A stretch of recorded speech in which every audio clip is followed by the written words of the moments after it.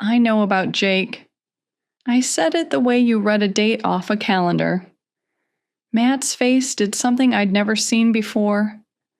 Confusion first, like I'd said a word in a language he didn't speak, and then recognition landing behind his eyes like a window cracking from the inside. He started to say, "Rachel, it's not," and I let the silence finish his sentence for him. I teach middle school art, 7th and 8th graders mostly. I spend my days showing 13-year-olds how to actually see negative space, value contrast, the shape you're not drawing that makes the shape you are drawing make sense. I'm telling you this because it matters later. Once you train your eye to find what's missing in a picture, you can't untrain it. Matt and I met at a friend's barbecue 9 years ago. He was standing by the cooler, arguing with someone about whether a hot dog is a sandwich, and I remember thinking he had the kind of face that looked like it had been laughing for years. Open, unguarded, the kind of face you trust before you decide to. We married 3 years later. Small ceremony, my sister's backyard, paper lanterns I made from rice paper and copper wire. We bought a 3-bedroom house at the foot of the mountains in Colorado Springs because we wanted the extra room. We always wanted the extra room. It took us 3 years to get pregnant. 3 years of ovulation kits, timed intimacy, which is exactly as romantic as it sounds, 2 rounds of Clomid, and 1 very quiet conversation on our bathroom floor at 2 a.m. where Matt held my hand and said, "We keep trying, or we stop. Either way, I'm not going anywhere." I chose to keep trying. Owen happened on a Tuesday in March. Positive test. I was grading ceramics projects, lopsided mugs mostly, and I started crying into a kid's attempt at a coil pot. I drove to Matt's office without calling ahead and walked in holding the test, and he picked me up off the ground. His co-workers clapped. It was ridiculous and perfect. We painted the nursery sage green. I did a mountain mural on one wall, every ridgeline from memory. Took me 4 weekends. Matt assembled the crib twice, because the first time he did it backward, and the mattress sat at a slope like a tiny ski hill. We laughed about that for weeks. We named him Owen because it was the first name we both said yes to without hesitating. At 32 weeks, Owen stopped moving. I won't describe the delivery because I don't owe that to anyone. I'll say this, I held him. He was warm. Matt held both of us. Then Owen wasn't warm anymore, and the nurse took him, and the room got very quiet. And someone I'd never met was standing in the corner taking notes. That someone was Jake Ellison, licensed grief counselor, assigned through the hospital's bereavement program. He had kind eyes and a calm voice, and he sat with us for over an hour while the world ended. While I was holding my son for the only time I would ever hold him, Jake was in the room, watching, learning the shape of our grief. I thought he was safe. The hospital set us up with ongoing sessions, Jake leading, Tuesday afternoons, joint sessions for the first 3. Then Matt started seeing him individually. I encouraged it. Matt was falling apart in a way I recognized, because I was falling apart the same way, except Matt did it louder. He'd wake up at 3 a.m. and sit at the kitchen table staring at nothing. He stopped eating full meals. He'd start sentences about Owen and then stop halfway through, like the words hurt to finish. So when he said Jake suggested individual sessions twice a week, I said good. I said whatever helps. I said, I'm glad you have someone to talk to. Here is what I was doing while my husband went to those extra sessions. I was showing up to work every day, teaching 12-year-olds about color mixing, while my son's nursery door stayed shut 10 feet from my bedroom. I was driving to the grocery store and leaving because I saw a woman with a newborn in the produce section, and my lungs stopped working. I was surviving on structure and muscle memory and the quiet belief that Matt and I were drowning in the same water. Then Matt started getting better. Not the way grief gets better. In broken pieces, good hours inside bad weeks. Matt got better like someone turned a dial. He came back from Wednesday sessions lighter, more present. He'd touch my shoulder when he passed me in the kitchen, which he hadn't done in months. He started sleeping through the night. I was grateful. For about 3 weeks, I was genuinely, stupidly grateful. Then I noticed he stopped talking about what happened in session.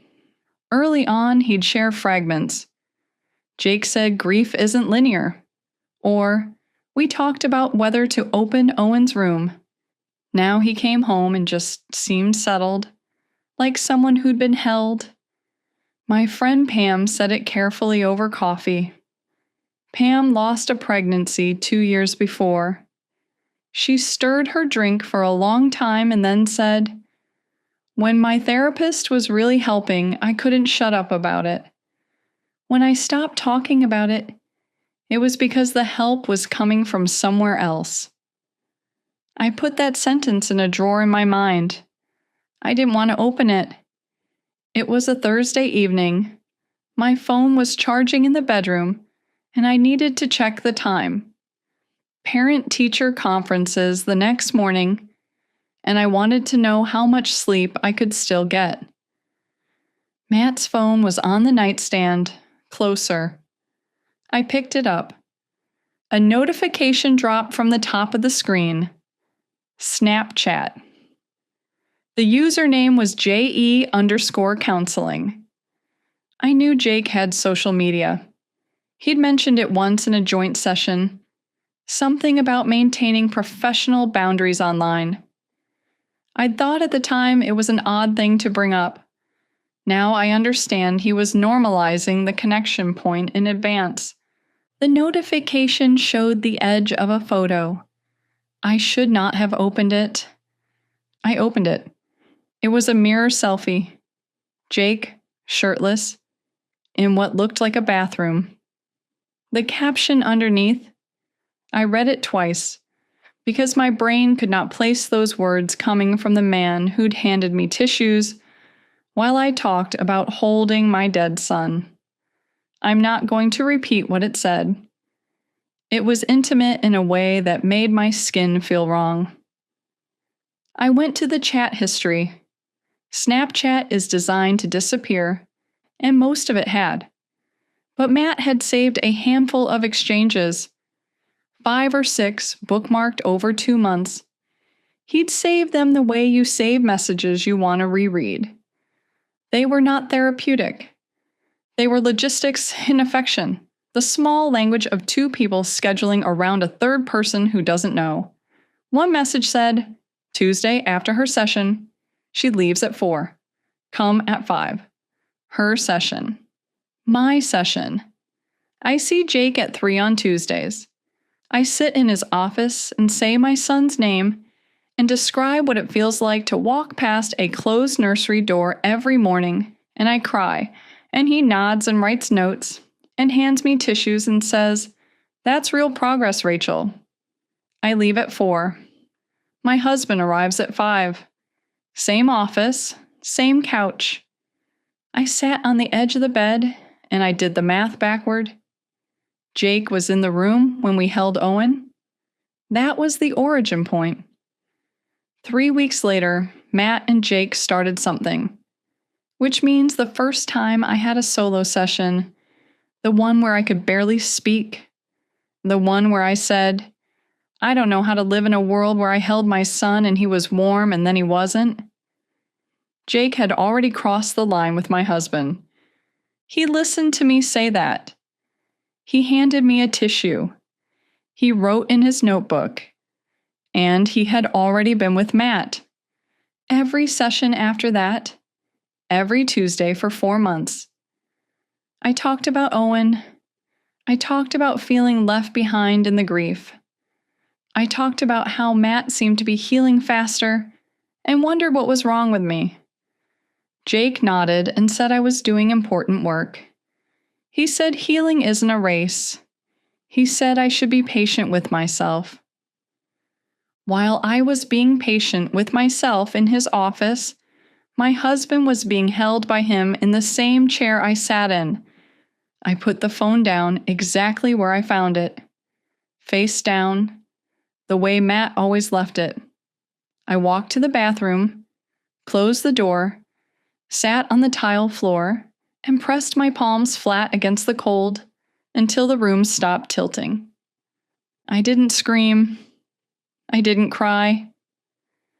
Maybe I was out.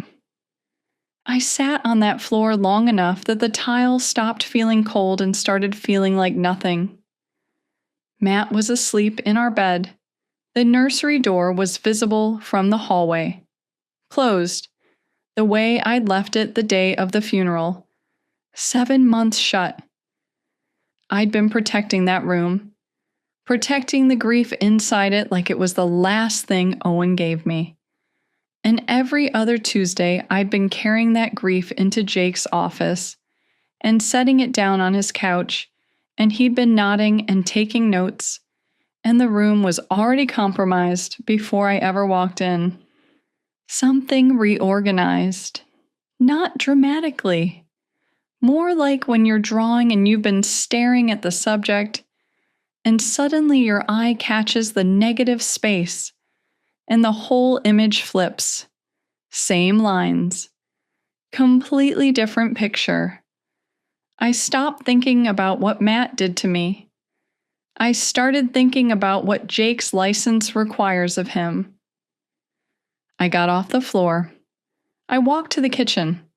I opened my laptop. The screen was bright enough to make me squint. I typed 7 words. Licensing complaint against counselor in Colorado. The Colorado Department of Regulatory Agencies, DORA. The form was straightforward. The process was clear. The consequences were permanent. I closed the laptop, went back to bed. Matt shifted in his sleep and put his hand on my hip. I lay in the dark with my eyes open, and I let him. I know, I'm cutting in at the absolute worst moment. But I need you to subscribe in the next 5 seconds because I accidentally promised a seagull I'd get to 100,000 and that bird will not let it go. Hit subscribe. All right, back to Rachel. The next morning, I taught a lesson on 1-point perspective, vanishing points, horizon lines, the way parallel lines converge at a distance. I stood at the whiteboard, drawing a hallway that narrowed to nothing, and I thought about how much of the last 4 months had been me staring at something from the wrong angle. After school, I drove to the public library. I needed a computer that wasn't in my house.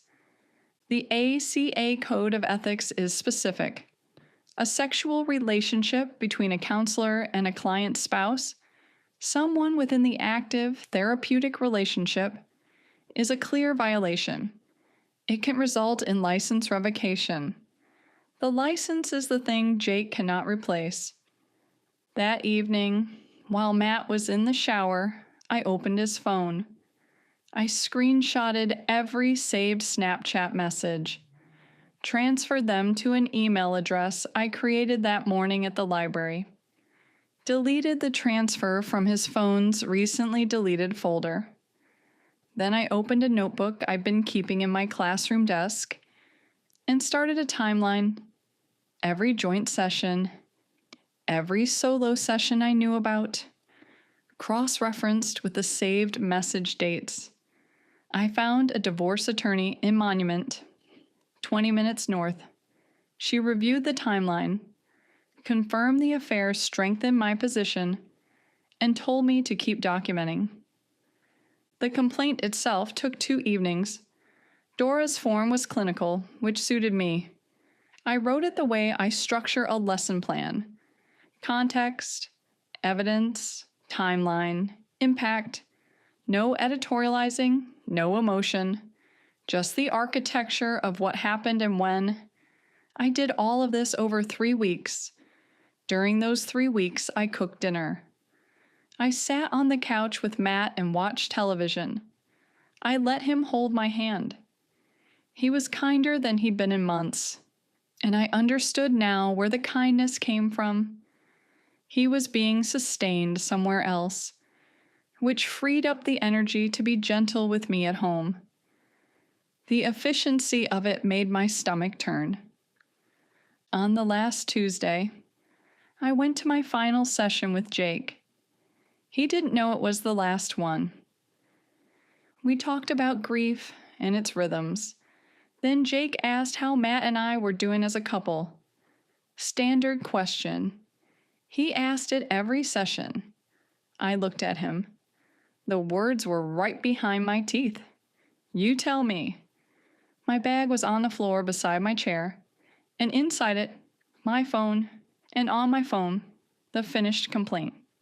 3 feet away, Jake was watching me with that same expression, calm, present, professionally warm, the same face he wore in the hospital room 7 months ago.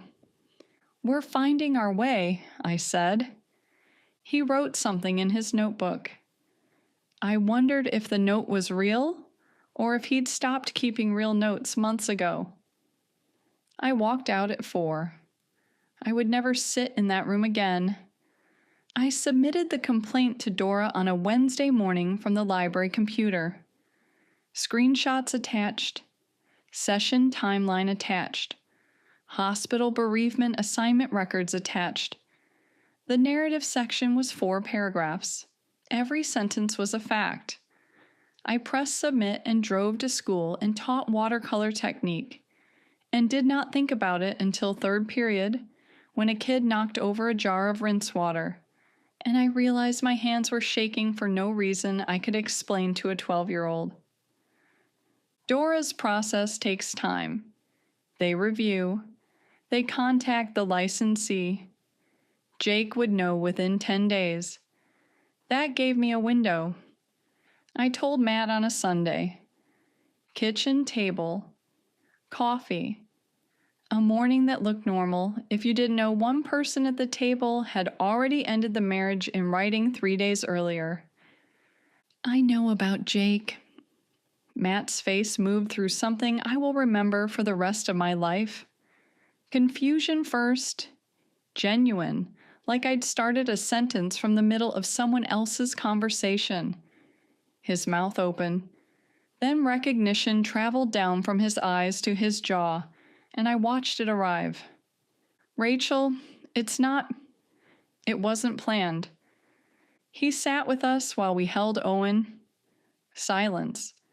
Matt stared at the table. His hands went flat against the surface, pressing down like the kitchen was tilting. Then he cried. And here is the thing I'll carry. I believe the tears. Matt is not a performer. He is a man who broke open after his son died and let someone hold him, because the holding felt like it came without any weight. I understand that.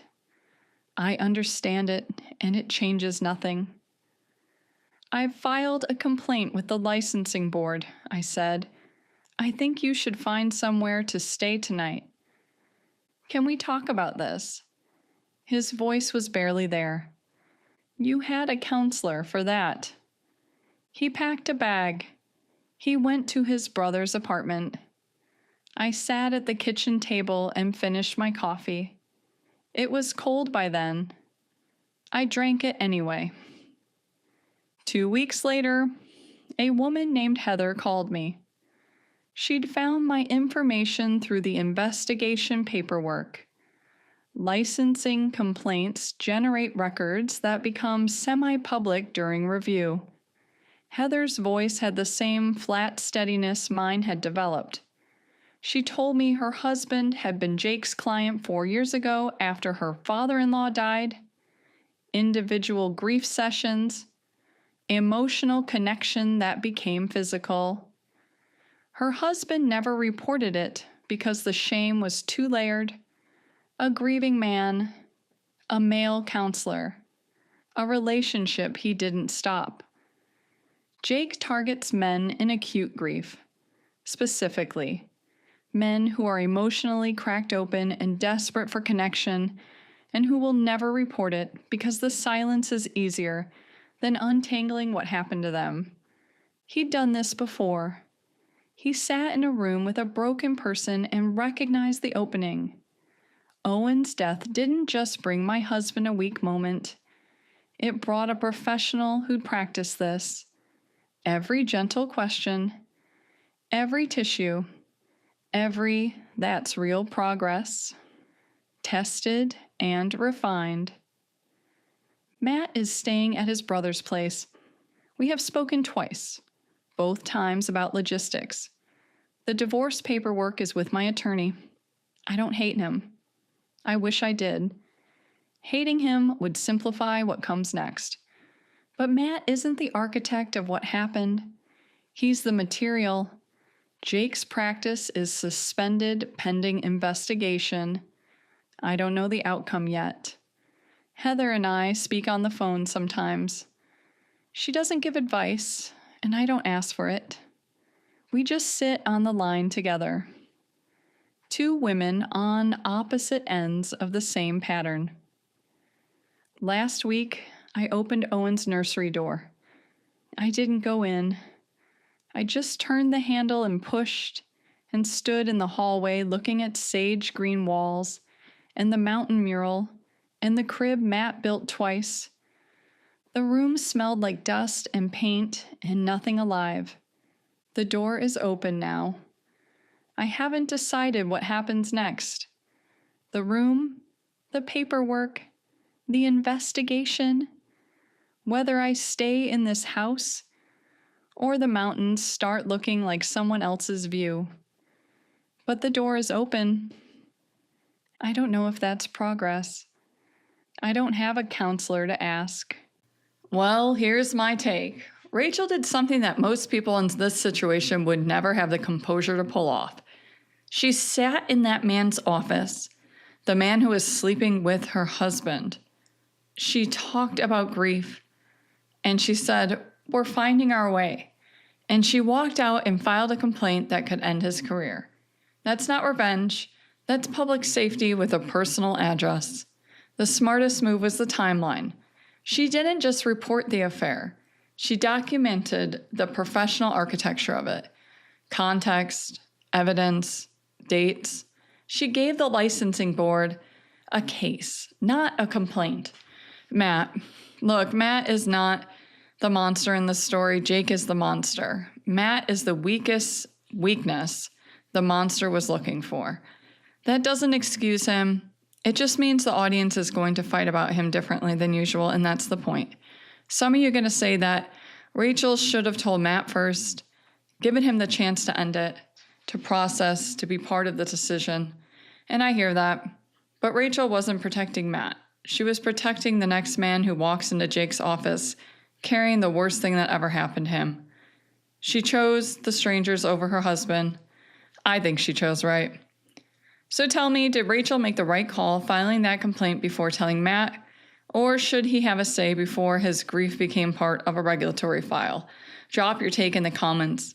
If you're not subscribed, fix that. And click on the next one. It's on the screen right now.